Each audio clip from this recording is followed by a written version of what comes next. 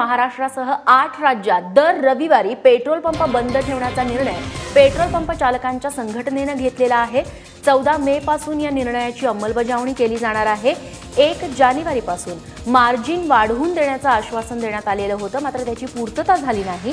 खर्च कमी करण्याच्या दृष्टीने हा निर्णय घेण्यात आल्याचं पेट्रोल डीलर असोसिएशनचे मुंबईचे अध्यक्ष रवी शिंदे यांनी म्हटलंय। तामिळनाडू, कर्नाटक, केरळ, पुदुचेरी, आंध्र प्रदेश, तेलंगणा, महाराष्ट्र आणि हरियाणातील सुमारे 20,000 पेट्रोल पंप रविवारी 24 तास बंद राहतील।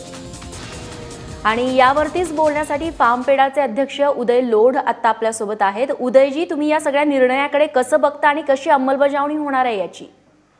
अंमलबजावणी हा फार मोठा प्रश्न नाहीये। आमच्या साठी केलेल्या अग्रीमेंटची अंमलबजावणी शासन किंवा ऑइल कंपन्या करत नाहीत, हा खरा मोठा प्रश्न आहे। बरं, 4 नोव्हेंबरला अग्रीमेंट केलंय ऑइल कंपन्यांनी। 1 जानेवारीला आम्हाला कमिशन देतो सांगितलं आपल्याशी। त्यावेळेला आम्ही बोललो होतो, आम्ही आमचं आंदोलन 4-5 नोव्हेंबर पासूनच थांबवलं होतं।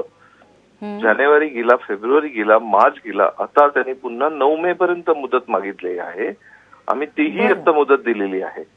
आता याच्या पलीकडे थांबून आम्हाला आता आमच्यावर आर्थिकदृष्ट्या आम्हाला अत्यंत कठीण झालेलं आहे हे काम। त्यामुळे हे पाऊल उचलावं लागतंय।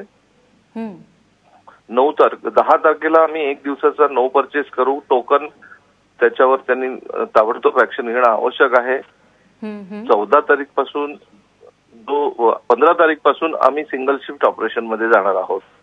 बरं, आणि दर रविवारी जो बंद आहे हा आमचा बंद पंतप्रधानांच्या नुकत्याच मन की बात या कार्यक्रमामध्ये त्यांनी जे काही आवाहन केलं की भारतीय जनतेने 1 दिवस पेट्रोल डिझेल शिवाय काढावा, त्याला प्रतिसाद म्हणून आम्ही तो बंद आम्ही जाहीर केलेला आहे।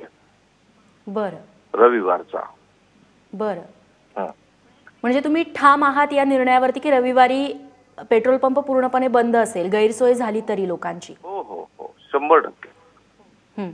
14 मे पासून। हो हो। लोढजी, खूप खूप धन्यवाद, तुम्ही आपली प्रतिक्रिया एबीपी माझाला दिली त्याबद्दल।